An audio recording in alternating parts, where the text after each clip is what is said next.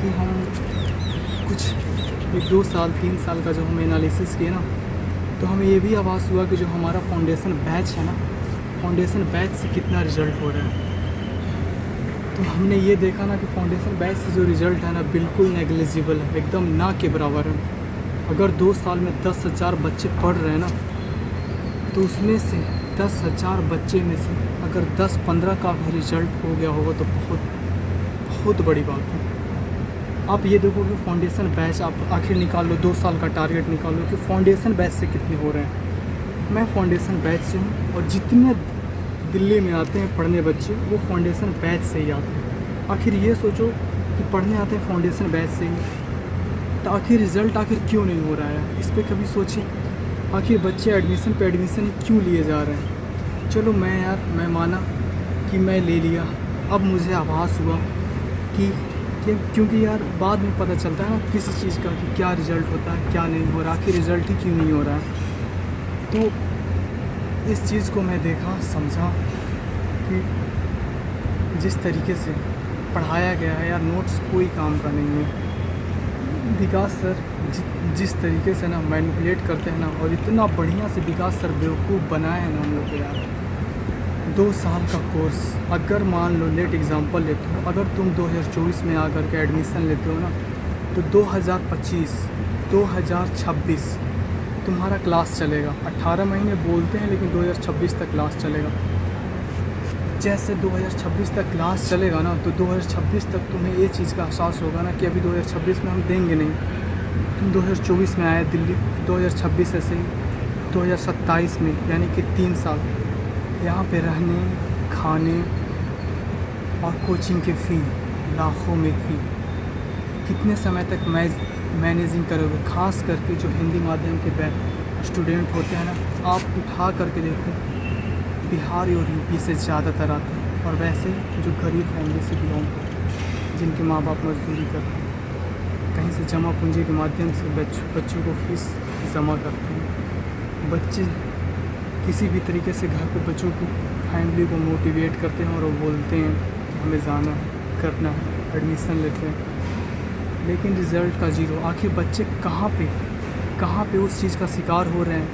Foundation batch join कर रहे हैं, लेकिन फाउंडेशन बैच कोचिंग वाले खुलकर बोलते हैं कि हमारे इस फाउंडेशन बैच से इतने बच्चों का रिज़ल्ट हुआ है, कभी नहीं बोलते हैं। अब देख लो, इसी बार का देख लो ना, क्या बोल रहे हैं कि 42 स्टूडेंट हिंदी माध्यम से सिलेक्शन हुआ। अरे आप बताओ ना, आप कोचिंग चलाते हो, 2 साल में लगभग 8 से 10 हज़ार बच्चे क्लास करते हैं, उसके बाद भी बच्चों का रिज़ल्ट नहीं हो रहा। यानी कि कहीं ना कहीं आपके टीचर्स में दोष है, कहीं ना कहीं आपके मटेरियल में वैसे उस चीज़ को नहीं है।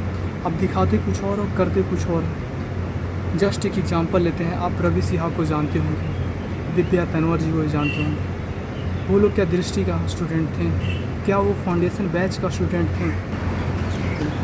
देख लो, लाइब्रेरी खुली है, कभी देखना गौर करके यार। गुफ़ा है, जैसे लगता है भीमबेटका का गुफ़ा है ना, वो झोम का वैसे है। विकास सर यार खुद DU से पढ़े हुए हैं, वहाँ पे लाइब्रेरी का फैसिलिटीज़ देखो, कितना इको फ्रेंडली है, कितना अच्छा वेंटिलेशन है। लेकिन यहाँ ऑक्सीजन लेवल देखो, कितना ऑक्सीजन लेवल होगा। एक बंद कमरा, अंडरग्राउंड जो पार्किंग है उसमें लाइब्रेरी चल रही है। और आप कभी जामिया जाना, कभी JNU जाना और देखना वहाँ का लाइब्रेरी फैसिलिटीज़, वहाँ को बच्चे का मेंटली किस तरीके से वहाँ बच्चे फ्री तरीके से पढ़ रहे हैं। यहाँ पे बच्चे खाने के लिए भी तरसते हैं यार। यहाँ पे बच्चे ना रूम में रहते हैं ना, जैसे कॉम्प्रोमाइज़ करके रहते हैं। अब बताओ यार, UPSC करने आए हैं, कॉम्प्रोमाइज़ लाइफ जी रहे हैं। आखिर एटलीस्ट बच्चे BPSC, JPSC, MPPCS, state PCS आखिर क्यों दे रहे हैं भाई? आप गांव से आए 1000-1200 किलोमीटर का सफ़र करके दिल्ली IAS बनने, याद करो शुरू का सपना IAS बनने आए थे, लेकिन फिर स्टेट PCS में क्यों लगे यार? हिंदी माध्यम आप तो क्लास किए हो ना, क्लास करने के बाद भी रिज़ल्ट क्यों नहीं हो रहा है? आजकल सेल्फ स्टडी से बच्चा जो पढ़ रहा है उसका रिज़ल्ट हो रहा है। आपने तो क्लास किया है, रिज़ल्ट क्यों नहीं हो रहा? मेरा बस मोटिव वीडियो बनाने का ये था कि जो भी नए बच्चे आएँ वो सर से सवाल करें, कोचिंग वालों से सवाल करें कि कि हमें आपके एक फाउंडेशन बैच से रिज़ल्ट कितने होते हैं। आप अपने 2-3 साल फाउंडेशन बैच का जो रिकॉर्ड है वो हमें दिखाइए कि आपके फाउंडेशन बैच से रिज़ल्ट कितने हो रहे हैं।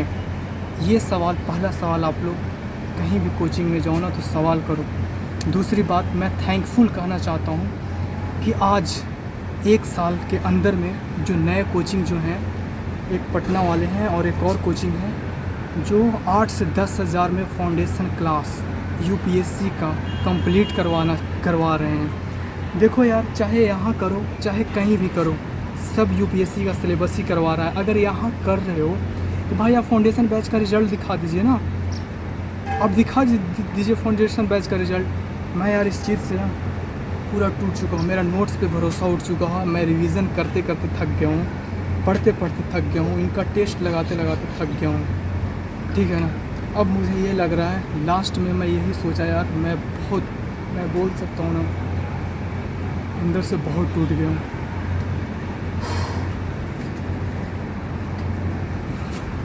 इसलिए मैंने फ़ैसला लिया कि मैं अब आज ही और इसी वक्त यहाँ से जा रहा हूँ। लास्ट में थैंक यू। बस हुआ यार, अब बस हुआ।